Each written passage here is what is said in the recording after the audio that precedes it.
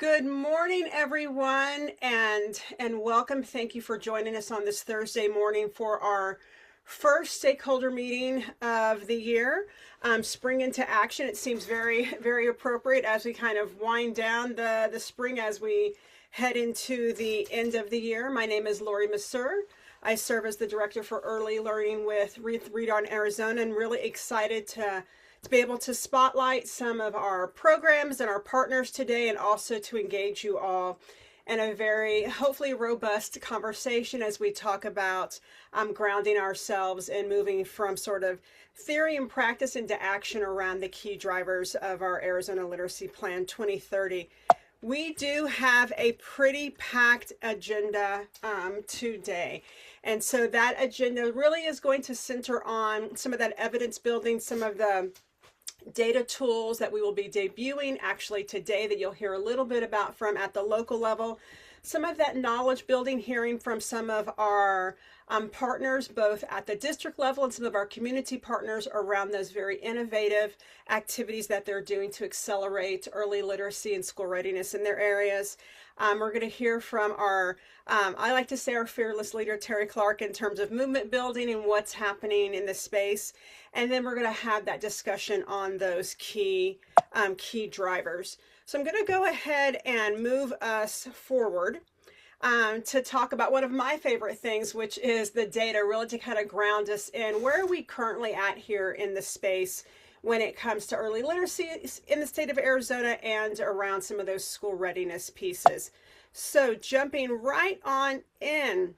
So this is our Arizona Academic Standards Assessment, really looking at third grade literacy rates. I often like to say that, you know, for between 2015 and 2019, Arizona was making some steady incremental progress that was also reflected in our NAEP results. But like much of the nation, we saw that dip coming out of the COVID-19 pandemic, and we're still sort of dealing with some of those ripple effects on that. We saw a slight rebound, but a little bit of that decrease continues to happen going into 2025. So just letting you know where we are at. When you look at that in comparison to economically disadvantaged children, you'll see that that gap continues to persist, although it did close a little bit, it did close slightly between 22 and 24, but really grounding us on this idea that this is where we're at. It's sort of a, you know, a baseline and the opportunity to reflect as we move through our time together today and our key drivers to think about how we can accelerate that growth and progress. The other thing we think about that is a lot of times we get the question of whether or not kiddos are just on that cusp or that bubble of being of passing the statewide assessment. And when we look at that data, 10 years worth of that data over time, we can see that a majority of students are falling into that minimally proficient category of those 4 categories on the statewide assessment. And so that continues to hover around that 50% mark here in the state of Arizona. And just a little bit of additional context on that, when we think about some of those subgroups that are impacted, in particular subgroups that we consider to be historically marginalized subgroups, we see that those proficiency rates remain a bit low, and those minimally proficient rates remain well above that 50% mark in comparison to all students. Really sort of highlighting the need for us to be very strategic when we prioritize resources and supports across the state and with particular subgroup populations. So if you have questions at any time, put them in the chat. I know I'm kind of moving through it rather quickly. And then when we think about sort of what is impacting, or one of the factors of many that's impacting those literacy rates here in the state of Arizona, is our chronic absence rates. So you guys have probably heard me say this before, but prior to the COVID-19 pandemic, we were actually doing pretty well in terms of chronic absence here in the state of Arizona, where about 1 in 8 students was considered to be chronically absent. And then coming out of the COVID-19 pandemic, we saw those rates begin to rise, and we went from 1 in 8 students being chronically absent to about 1 in 3 students being chronically absent. And so over the last few years, through the work of the Arizona Chronic Absence Task Force, we've put together the Chronic Absence Resource Guide and other materials and other work groups around use of actionable data. And we've seen those rates begin to decrease. Right now, between 2024 and 2025, it is a little stagnant, which is pretty reflective of what's happening in the nation as well with those chronic absence rates. But really just sort of reminding us that we're still sitting about 1 in 3 students being chronically absent, and so our work is not done yet. So moving us a little bit ahead into some early childhood updates, in particular around the data. So Read On Arizona is responsible for calculating the progress meter data. So in the state of Arizona, we have a goal that 45% of our students by 2030 will be in high quality early learning settings. And so when we did the calculation this year, we see that we are at 31%. So we've seen a slight decrease from the prior year. Now, when we think about that decrease, there are really two things that feed into that. So I just want to sort of set the stage about why we saw that slight decrease between 2024 and 2025, because most people would automatically go, it's probably related to a reduction in ESSER funds or the loss of ESSER funds here in the state. And that is part of the equation. One part of that equation is that we have seen a drop in birth rates and population rates here in the state of Arizona, which is mirrored much like that in the nation. So while we saw a 6% decrease in the total population for 3 and 4-year-olds, we simultaneously saw an 8% decrease in the number of available seats. So when we think about capacity here in the state of Arizona relative to high quality early learning, we saw an 8% decrease in that, and we simultaneously saw a 6% decrease in the number of 3 and 4-year-olds. And so that gives us that 1% drop. And I just like to highlight that because I know when we went into this last year, we thought the drop might be a little more steep, but it's sort of offset by the decrease in the population rates here in the state of Arizona. And so just as a reminder about the two progress meter pieces that we look at, we do look at that quality early learning component, but we also look at that 3rd grade reading component as well, with having that goal of the progress meter goal of 72% of children reading on grade level by 2030.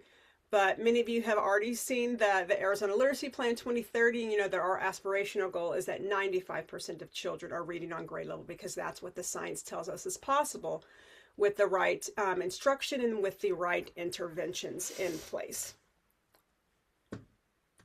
So with that being said, I'm going to kind of segue us a bit now that we've had the data to talk a little bit about the Arizona statewide fiscal map. So some of you guys may have been here for prior sessions where we talked about an Arizona early childhood fiscal map that really looked at the funding from both a federal and a state level that was coming into the state of Arizona. And it really shifted from looking at budgets in terms of a departmental view. So rather than saying how much is the Department of Ed investing in early childhood, or how much First Things First is investing, or how much DES is investing, it takes all of those funding sources and says collectively what program supports and services our agencies, whether that's federal dollars or state dollars, are collectively coming together to fund, whether that is health and nutrition services, child abuse prevention, or operational use. And so that Arizona Early Childhood Fiscal Map has been updated. It was previously fiscal years 19 to 21. It has been updated through fiscal year 25. And that is going live today. So please don't leave this session right now to go over there, but just know that afterward that will be available to you. In addition, we also had the opportunity to do 2 local fiscal maps in partnership with Yuma County and in partnership with the city of Tempe. We have invited the city of Tempe here today. We've actually invited Marie Raymond from the city of Tempe. She also serves as the lead of Read On Tempe. And we've invited her today really to sort of share that experience from that local perspective, and to share with you all how the city of Tempe and Read On Tempe intends to use that data to drive their goals around early childhood. So Marie, are you there? I am here. So apologies everyone for no video. We lost power in our offices, so I'm in the dark, so you wouldn't see me anyway. So thank you, Lori, and yeah, good morning everyone. So as Lori said, I'm Marie Raymond with the City of Tempe. I oversee our education and career empowerment initiatives, which include our early childhood and literacy work through Read on Tempe. And before I begin, I really want to acknowledge Lori and her team at Read on Arizona because their partnership made this fiscal map work possible. They not only provided the opportunity for us to develop Tempe's fiscal map, but also ongoing technical assistance and guidance throughout the process, which was essential. And so their support really, they helped us translate complex funding data into something meaningful and actionable for our community. Next slide, please. So I'm here today to share an overview of Tempe's early childhood investment landscape and what we've learned through our fiscal mapping work. Through our Read On partnership, the city convenes a broad network. So that includes city-funded programs like Tempe Pre, Experience Corps, our Hug Book Club, along with our library recreation programs, school districts, and nonprofit partners. And so really what's important here is that Read on Tempe is not a single program or service, but it's a coordinated system supporting children and families across Tempe. Next slide. Um, Oh, The, sorry. thank you. We created our fiscal map with three goals in mind. So the first was to clearly document where early childhood funding is coming from over time. The second was to build a shared data-informed understanding across partners and decision makers. And the third was to support smarter planning and future funding decisions. And so the scope of our work was really to focus on children ages 0 to 5, looking at investments from fiscal year 22 through fiscal year 25. Uh, Next slide. And this work directly supports our own city council's priority of quality of life, particularly around school readiness, third grade reading proficiency, and overall community well-being. So while this is a financial analysis, it's really about outcomes for children and families for us in Tempe. Next slide. So this is the first page of our City of Tempe Early Childhood Fiscal Map. So you'll see a few screenshots and from selected pages from the map. Keep in mind that this tool is extremely interactive. So what I'm showing you is a static version. And so when you're done this meeting and you go on to the Read On site and see the statewide fiscal map, and you'll see how interactive it is. But this first page gives a high-level view of total early childhood investments. So there are two key visuals here. So one shows on the left-hand side the funding source. So you have federal, state, city, and philanthropic funding. And on the right, it shows how funding is distributed across service areas like early care and education, health, family engagement. So a few key insights from this page. We note that federal funding represents the largest share, but it fluctuates significantly. And you'll see a spike in fiscal year 23 due to the COVID relief funding like ARPA, followed by a decline as those funds sunset. But in contrast, city and state funding are much more stable over time. Um, and again, because this tool is interactive, it allows us to drill down into specific funding sources or service areas to better understand how investments are working together, which again, you can see when you get to play with the map later. Next page. So this slide focuses specifically on City of Tempe investments over a longer time frame. Because we were working within the city specifically, we're able to go all the way back to 2019. So we have a longer time frame here. But what stands out to us is consistency. So city funding supports key outcomes like school readiness, early literacy, healthy families, year after year. And it also spans multiple program areas. So this funds preschool, library services, recreation programs, arts, and a host of other services. So while other funding sources fluctuate, the city plays that steady, stabilizing role in the system. Next page. And this slide compares city and state investments. And so, and you can see the city investments on the left, the state on the right. And the key takeaway here is how local funding complements, oops, um, there we go, how local funding complements state resources. So while the state funding often brings scale, the city funding provides flexibility, so allows us to respond to local needs and priorities more directly. Next slide. So there are four main takeaways from the work that we did. First, this is definitely a diversified funding system, so we're not reliant on any single source. Secondly, the city of Tempe played a strategic role during COVID, helping direct state and federal relief funds to meet local needs, particularly in early care and education. Third, the city funding provides stability in what is otherwise a very dynamic funding landscape. And finally, early care and education remains the primary investment focus because of its direct connection to workforce participation, family stability, and long-term outcomes for children. And last slide. So some implications for us for policy and planning. For us, the fiscal map isn't just a look back, it's a tool for future decision making. A few implications for us. We know that local investment matters, right? It provides that flexibility and it helps align broader funding with community priorities. Coordination is critical. With so many funding streams, we need to ensure that they function as a cohesive system, not as separate efforts. Also, this work aligns with Read on Arizona's statewide goals around early literacy and school readiness. And finally, for us, this establishes a baseline. So as we continue refining and expanding this data, excuse me, it will strengthen planning, transparency, and collaboration. So I guess to summarize it, the fiscal map gives us a clear picture of how resources are flowing, where we have strengths and where we need to plan for sustainability. And we feel that it really positions us to make more informed strategic decisions moving forward. So thank you for allowing me to present our fiscal map, and yeah, and look forward to everyone getting online and being able to look into it as well. Thank you, Marie. We do have 1 minute.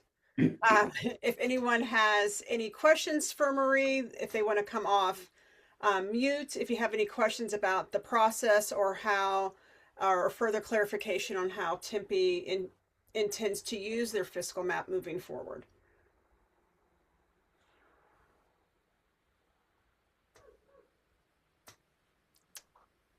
Okay, seeing none, then I will move us into the next piece of our agenda around the knowledge building component. And for this, just kind of, reminding everybody a bit about the Arizona Literacy Plan 2030 and those Scale to Succeed strategies that we have in place. So as a reminder, the Arizona Literacy Plan 2030 really centers on four key drivers. And we've said this previously, this is not about them being a menu and you select, I'm going to select building educator capacity and then I'm going to select expanding access to high quality early learning. This is about all four of these levers being used simultaneously if we're going to move the needle when it comes to early literacy. And the plan had well over 150 partner action commitments, but I just want to remind us that we had 5 Scale to Succeed strategies in the Arizona Literacy Plan 2030. And as you can see, they're listed here from the sustaining the K-5 literacy endorsement all the way to increasing access to high quality early learning opportunities.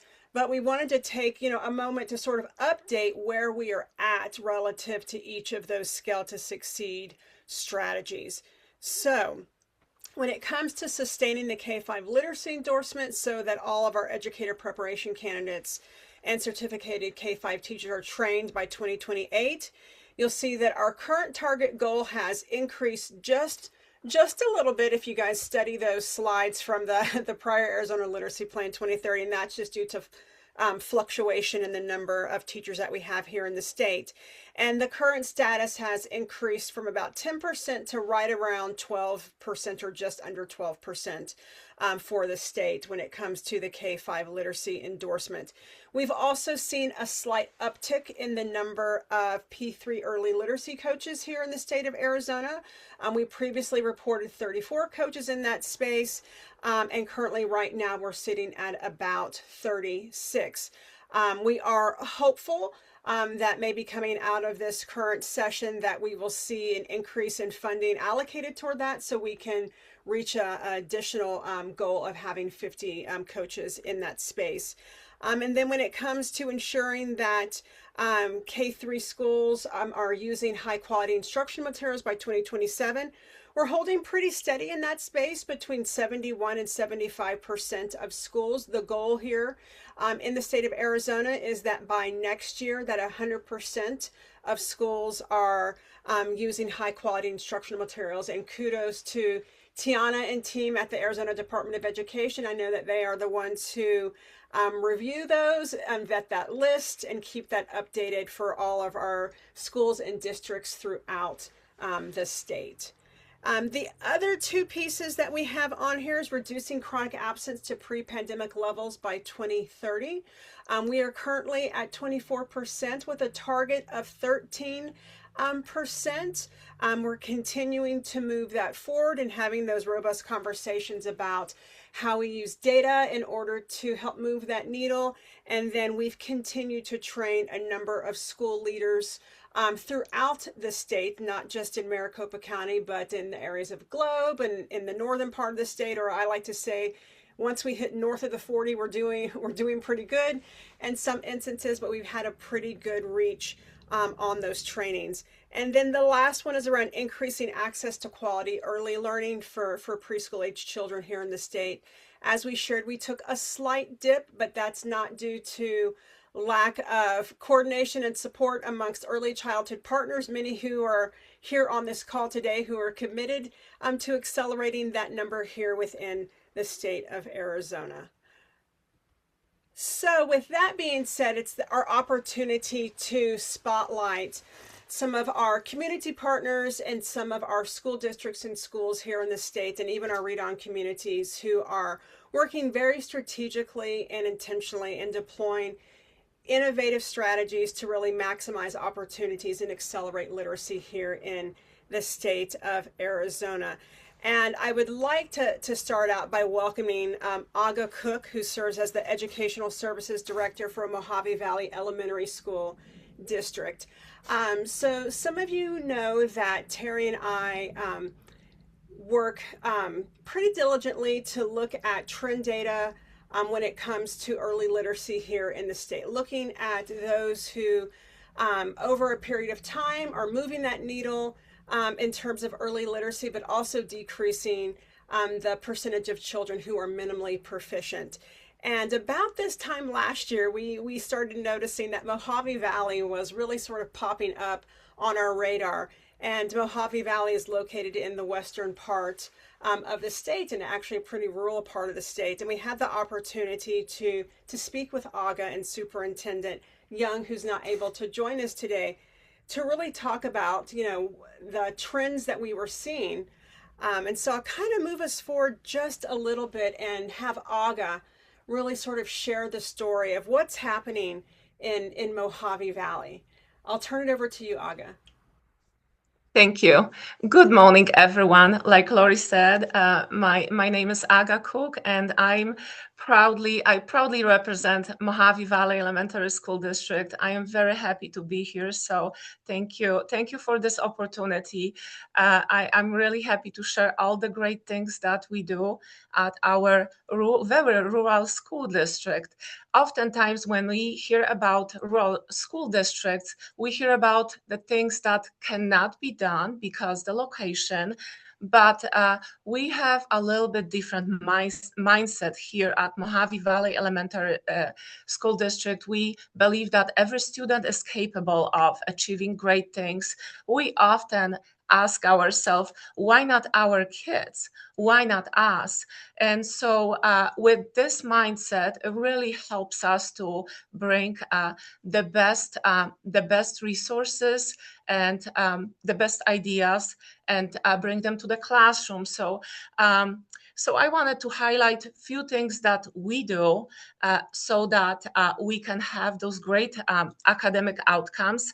And as you can see on the slide, one of the great recognitions or byproduct of our work is having being our school, Camp Mohave Elementary, recognized as A+ school, school of excellence. This was amazing to see for our students, but also for our educators. Lori, if you could switch to another slide, I think I wanted to share. There is a slide with our MVSD learning system. So this slide really shows all the great things that we do and all the work that goes in place so that we have those academic outcomes. On the slide, you can see MVSD student learning systems 2025, 2026. But when I start thinking about the time, we built our systems not 1 year, but the system, we started quite early. We started in 2020 when our superintendent, Cole Young, arrived in our area. And I have to say that he is an architect of MVSD system, and he inspired all of us. And so now we have a true team of educators working to support our students, starting with high quality instruction. We really want to provide that great instruction in every single classroom, not in selected classroom, but every single classroom. When you walk in, you see students engaged around learning, you see high academic vocabulary in use, student-led discussion, but also our educators meeting the needs of every child, because that is so critical, especially in a rural area. When we see our educators using data to drive instruction, then we see those academic outcomes visible. Our education, our academic goals are being met when you see all those pieces in place, when students have tasks in a classroom that are aligned with academic goals, when we have all the activities that align to state standards, and every minute matters in a classroom. So then we can say we are being successful. But with that high quality instruction, part of that is also high expectation. But we know that high expectation has to be balanced with high level of support. So what we do at Mohave Valley Elementary School District, we bring all the pieces together. We align our curriculum, instruction, assessment, and intervention so that we build our cohesive system. And so that is why we can see those great results for our students. Part of our success, I think, is supporting our educators, building instructional capacity and our teachers. I mean, every year we have a variety of educators, from early career teachers to veteran teachers. And our understanding is education is the profession when we need to provide those growth opportunities for everyone, not only new teachers new to the profession, but for everyone. We also include in those opportunities to provide that professional development our teacher leaders. I think the important part is to build leadership capacity in our teachers, so that they can share their practice, their best practice.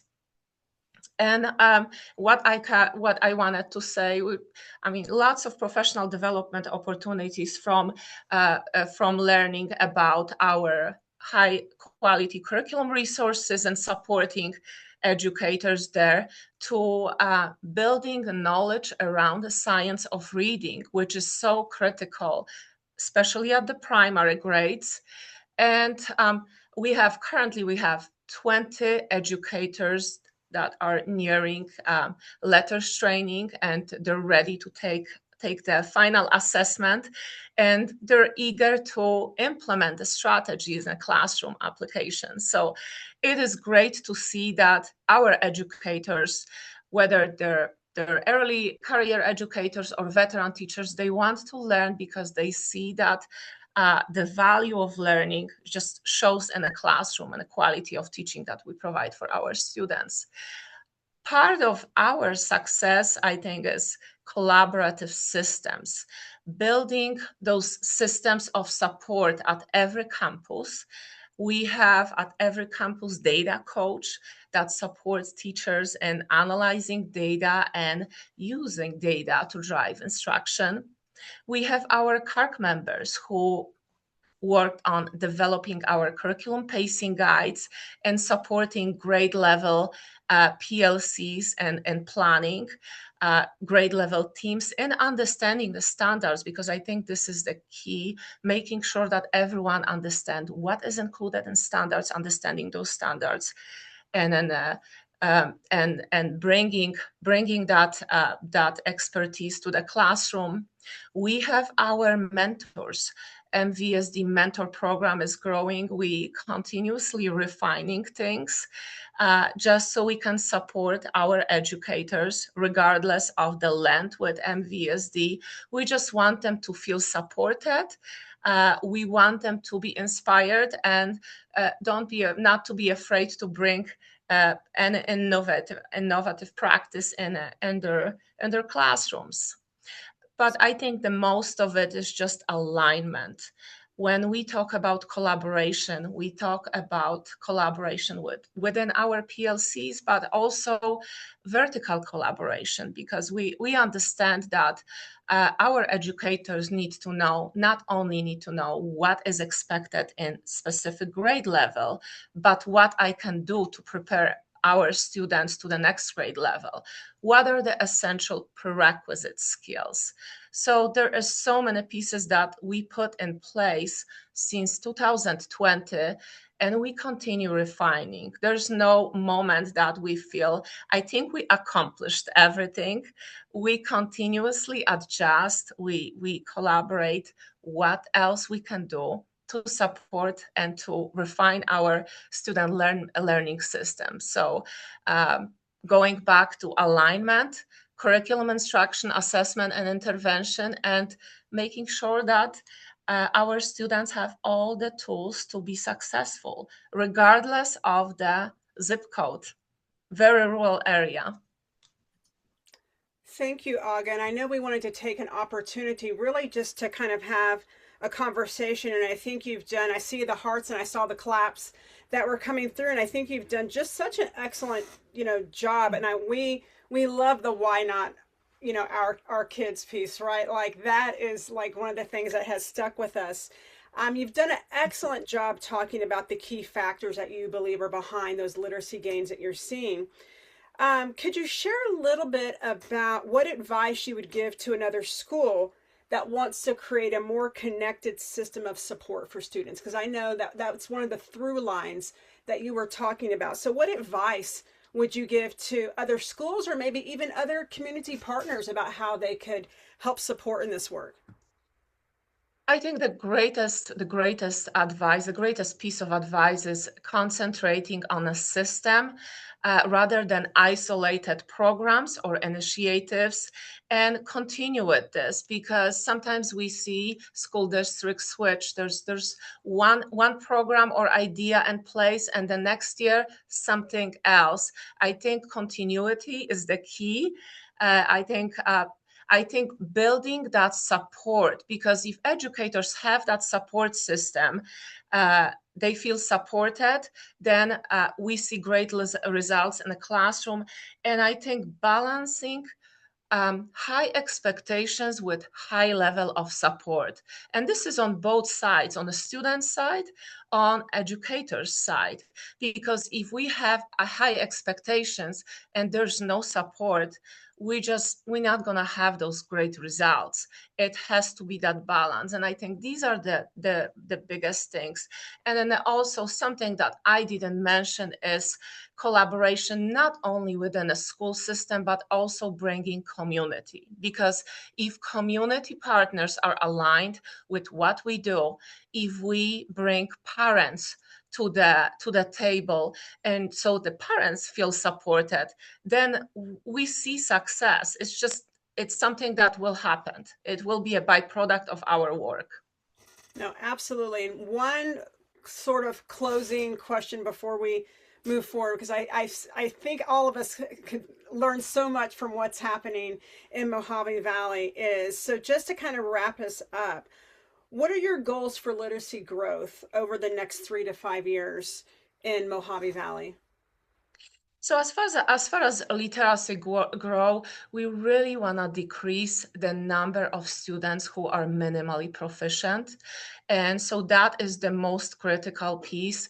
And so I think part of it is we really concentrate on providing students with high quality tier one instruction, because tier one instruction is the key.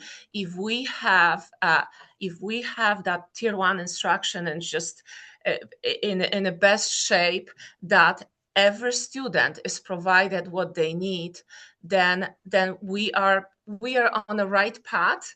And as far as other goals is, I think refining our system, expanding, and then just building additional components of support so that we can do better. We always reflect.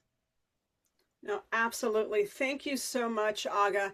Thank you. It's so inspiring to hear what's happening for your students there. And again, I think I saw so many hearts with the why not our kids and about the community partnership and collaboration. So thank you tremendously.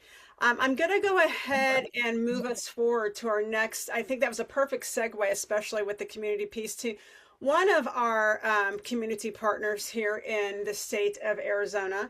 And so we are joined today by Kim Graham, who serves as the Chief Executive Officer of the Arizona Educational Foundation.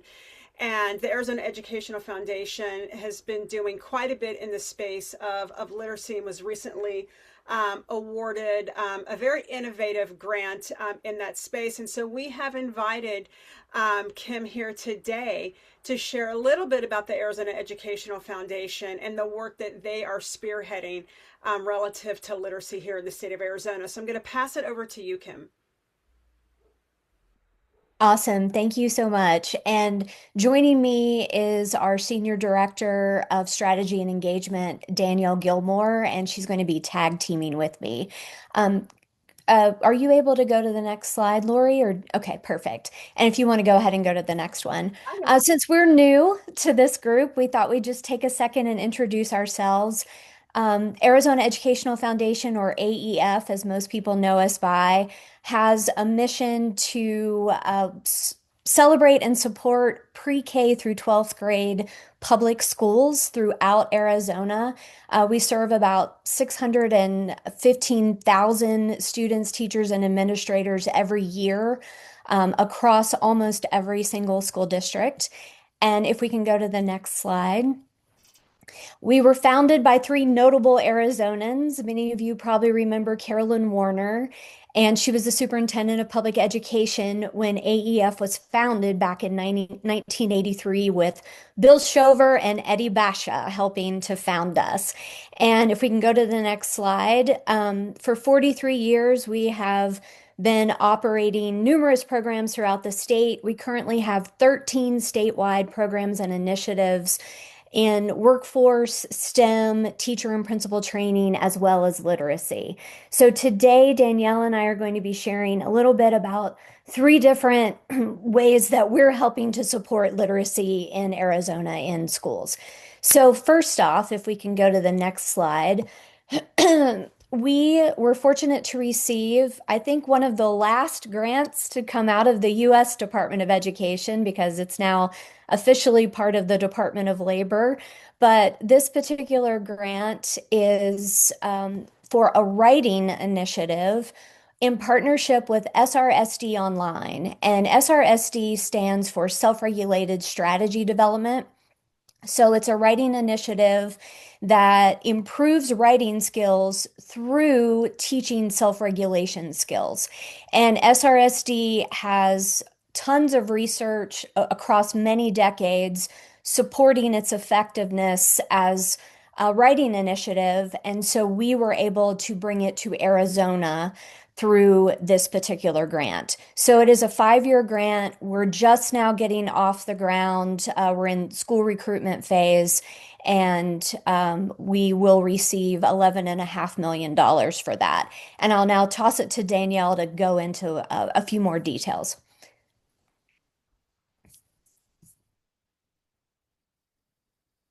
Danielle, are you here?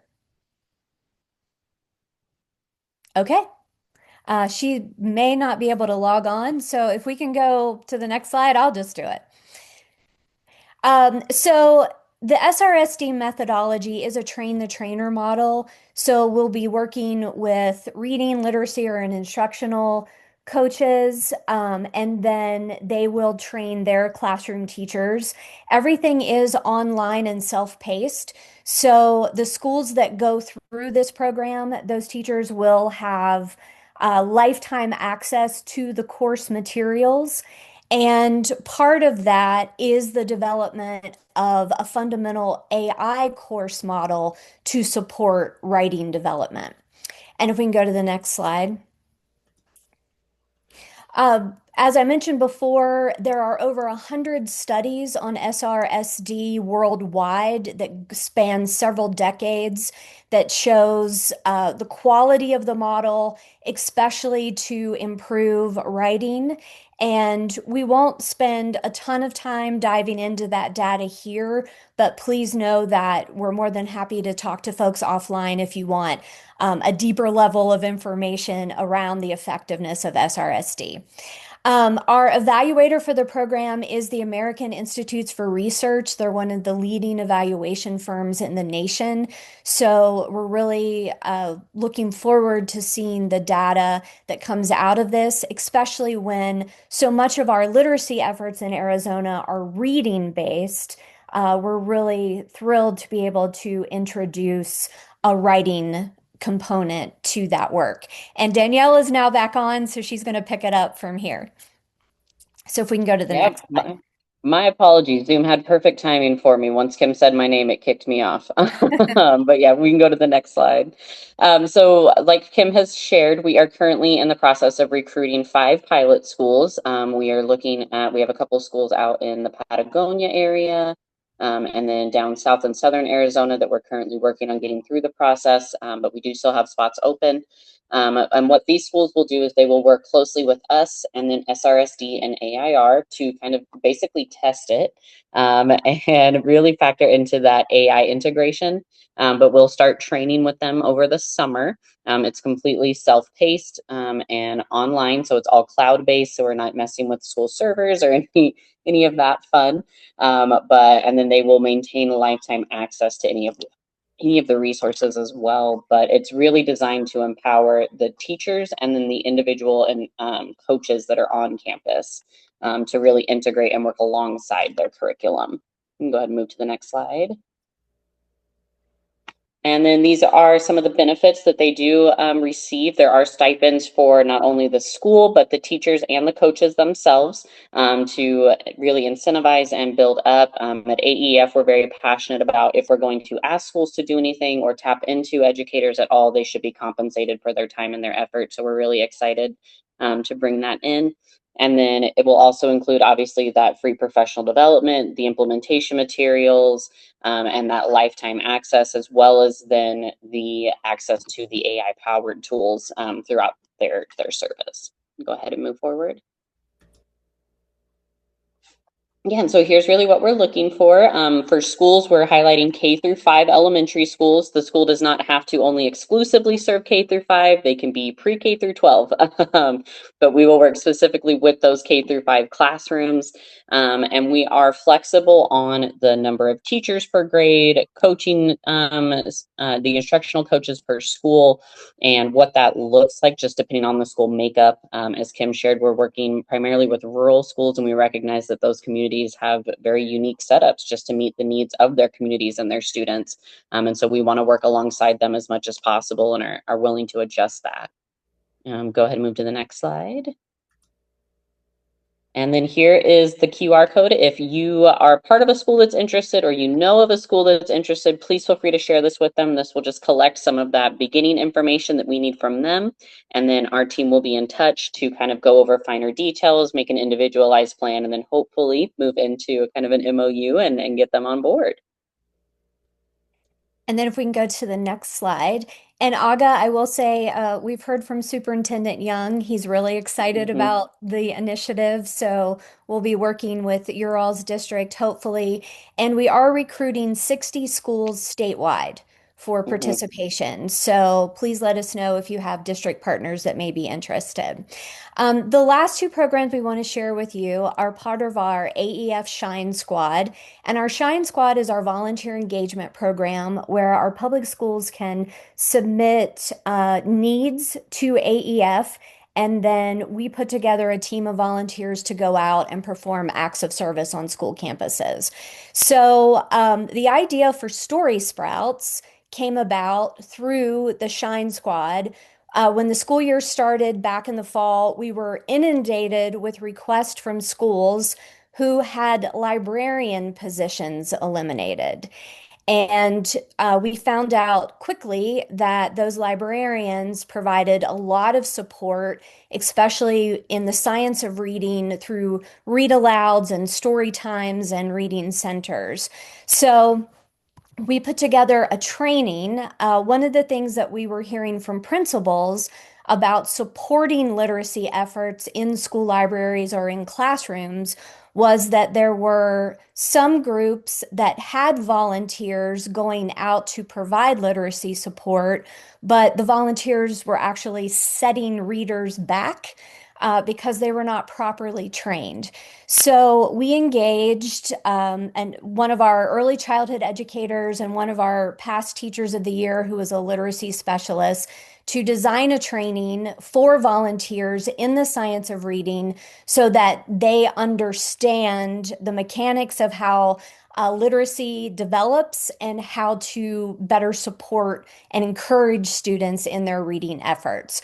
So Story Sprouts was launched in one district for a very short period this spring, and just so we could kind of poke around and test the model, make sure the training was working. And we're rolling it out to a larger group of volunteers this summer for a larger implementation in Maricopa County come this next school year. So we're excited that we'll have some data to share with this group as the months roll on. And then if we can go to the last slide, an offshoot of Story Sprouts is a special partnership that we have with Down Syndrome Network Arizona. And their executive director is the mother of a 17-year-old with a dual diagnosis of Down syndrome and autism. And she was told that her son would never read. And like many parents who receive the same prognosis, she just assumed that was so. So when we were talking one day, I was able to share with her that that's not necessarily the case. So we enlisted a group of our Arizona Teachers of the Year who are early childhood educators and special education teachers to design a curriculum to support Down Syndrome Network AZ participants. It will not only provide literacy building for individuals with Down syndrome from children through adults, but it will also support parents, caregivers, and facility managers with supporting literacy efforts as well. And then we are also developing a formal literacy curriculum for special education teachers.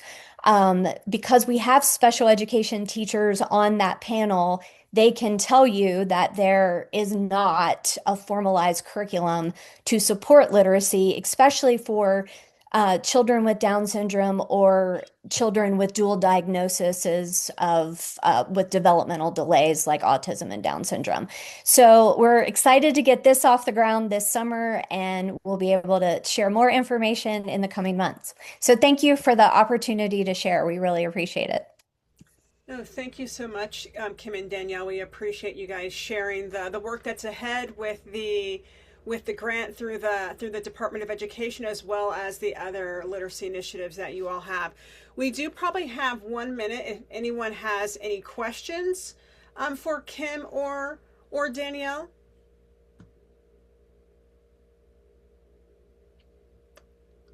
Okay, not seeing any questions, but feel free to put them in the chat, and I'm sure Kim and Danielle can answer them in real time for everyone. So we appreciate you guys joining us, and it's exciting to see what's going to come out. And we love data, so yes, we want you back for that data and to share those results that are forthcoming. I'm going to go ahead and move us forward for our last but certainly not least spotlight on Read On Chandler. We are joined by the director of Read On Chandler, Joanne Floth. Recently, just so you guys know, Read On Arizona has a network of over 20 Read On communities throughout the state, and each of those Read On communities is led or co-led by someone within the community, and there's always a strong partnership with school districts and others throughout, and every one of them is unique based on the needs of their particular community and the needs of those families and those children. So I'd like to invite Joanne to come today and share a little bit about what's been happening in Read On Chandler and to share a little bit about your focus. Thank you, Lori. Appreciate the opportunity to share information. We are small but mighty. We've been around since 2013, one of the initial beginning Read On communities. So we've learned a lot of lessons along the way. Through a pretty robust strategic planning process, the group decided that they wanted to focus our efforts on the 0 to 5 space. Particularly in early childhood access to quality early childhood learning. We know that within Chandler, we have an excellent school system, and they do a wonderful job in the areas of reading and literacy. However, we identify 2 specific zip code areas within the community that are really high need, and those are 85224 and 225. We know we have only about 30% of the kids that live in those particular zip codes have access to high quality learning. And so we're targeting the ones that don't have that access. Unfortunately, just this year, we've learned that Chandler Unified has had to reduce the number of preschool programming slots that they are offering. So those numbers may be even higher than that. Again, we wanted to target those kiddos that did not have access to preschool experiences, and so we chose 2 specific strategies to implement within that. One of them is our summer book distribution, in which we build summer libraries for all of our Title I kindergarten students. We know that, again, within those 2 specific zip codes, it's considered a book desert. And so we have been able to, for the last 5 or 6 years, been able to provide every kindergarten student in the Title I schools with around 10 books to take home to build their summer libraries. Unfortunately, we were not able to do that this year until last Friday, when at a Read On community meeting, we actually, I made the announcement that we would not be able to do it. And we had 3 very generous donations that is going to allow us to do that. So we're scrambling over here trying to get books to all of the schools, but really, really excited about that particular piece of it. Our other strategy is circled around Make Way for Books, a wonderful collaborator that has brought so much to our community and so much good things that are happening in our 2 zip codes. Make Way for Books is currently providing their story school within all of our Title I schools. We focus at the schools. We offer them at our 3 family resource centers. They've done wonderful collaborations with our downtown library, where they are actually partnering with the library and their story times. I think that's the beauty of Make Way for Books and Story School, is that we've been able to target and work with the agencies that are already working with families who trust those agencies, and we can provide sort of that warm handoff for that. The wonderful thing about Story School is that their literacy specialists are very highly trained in the science of reading, and the program is evidence-based. They have are constantly re-looking at their system and making sure that they're providing that robust instruction. The literacy specialists work very closely with each of the cohorts within the Story School and really tailor that instruction to the specific needs of each one of those cohorts. The wonderful thing about what we're doing is we've begun to track the kiddos that go through Story School and looking at where they end up within Chandler Unified. And we are seeing a great uptick in the kindergarten assessment benchmarks, seeing them actually start to rise, and really have identified a couple schools where we know that Story School happens quite often. We are seeing a really excellent uptake in that. You can see some of the metrics as Lori is providing here. We've worked with a number of adults and children and books distributed. Again, we've asked Story School to sort of align with the components of the Arizona Literacy plan as well. And so they've really identified 4 different areas in that particular system as well. I think I've heard the word collaborative often and continue to hear that. And that's what works in Read on Chandler as well. We collaborate very, very robustly with the government, with city government, with our schools, with our business community, our Chamber of Commerce, Chandler Education Foundation.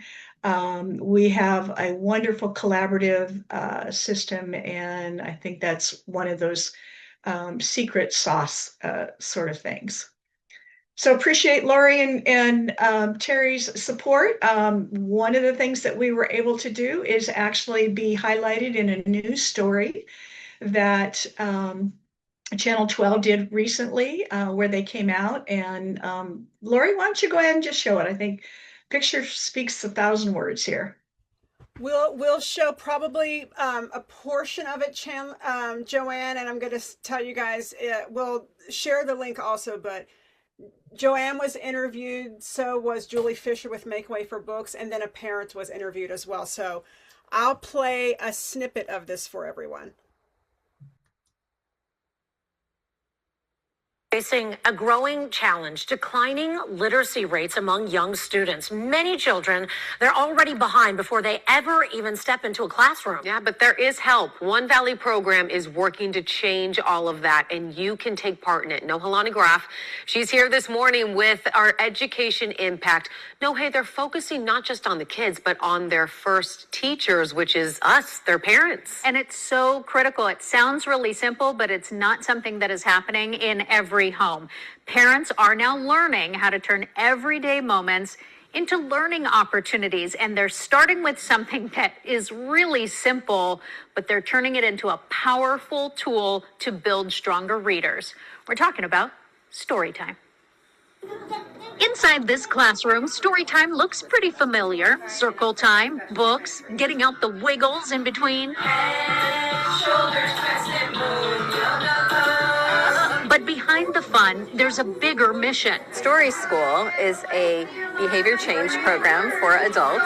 This 12-session program through the nonprofit Read on Chandler focuses on children ages birth to 5 by coaching the adults in their lives. We're trying to equip the adults with the strategies and skills and confidence to carry reading into their home. Because experts say when they start behind, they stay behind. Targeting families who may not have access to preschool, they're stepping in early. Working with parents who are their children's first teachers. We bring them together and give them the skills that they need to be that great resource in the home. During class, parents don't just watch, they practice, learning how to turn even a few minutes. If we can get like 5-10 minutes of looking at a picture and talking about it, I'm getting what I can get, you know? Into meaningful moments that build vocabulary and confidence, including simple steps to go beyond story time, like talking in the car, pointing out signs, or even just describing pictures. We know they're busy. I'm gonna pause just to keep us on track, but awesome job, Joanne, and the Make Way for Books team, and just the tremendous work happening in Read On Chandler. I see some of the claps on the screens, and so kudos on that. So I'm going to pass it over to Terry to talk us through the movement building section of this. Thanks, Lori. I'll be fast. You can move it to the next slide. So just again, part of the meeting purpose of the bringing all of you together is to spotlight and highlight and celebrate all the great work that's happening across the state, but also the key theory behind the Literacy Plan 2030 is to build a movement so that we feel that we're not all alone in our trying to improve literacy, but we're getting more and more support. So we have been very successful in highlighting and getting over 110 media stories on the Literacy Plan 2030 Scale to Succeed strategies, as well as local evidence-based work that's making a difference across the state, highlighting things like you just saw with the 12 news story on the work at the Literacy Hub and Read On Chandler and Make Way for Books. So various literacy leaders are also helping us and have done some terrific op-eds focused on literacy, and there will be more of those to come. And you can check those out. The few that have been done recently are on the Read On Arizona website under current news. So just again, we'll continue to try to spotlight, and so please share any ideas you have or things that you think are worth spotlighting, and then we will try to make that happen. But that part is going well. Next slide. The other key strategy on the movement building is just outreach and engagement. And I apologize to all of you because Lori and I have been everywhere and probably presented to you on the Literacy Plan 2030 multiple times. And but also, again, it's working. And so thank you for your help as you've identified groups that we might want to share the information with. We've had over 5,300 attendees of a Literacy Plan 2030 presentation since the launch just 6 or 7 months ago. The thing I think I'm most excited about is that we continue to grow the action commitments that are at the heart of the Arizona Literacy Plan 2030. And so many of you on this call have done and are currently implementing amazing action commitments. So thank you for that. And then final and last slide on my movement building is we will be bringing back the Arizona Literacy Summit that we had done prior to COVID. We are targeting the fall, and it will be virtual so that we can make sure that partners across the state can access it. There will be wonderful conversations with literacy leaders and a chance for networking and again, sharing progress and what's working. We are going to ask for input today in the breakout sessions that you're going to go into. Please, think about it and provide suggestions on focus areas and topics, things that you would like to see covered or things that you think we need to make sure to focus on, and just please share that in your plan so that we can have our planning group integrate your feedback as we move forward on planning that, and more to come. So stay tuned on that.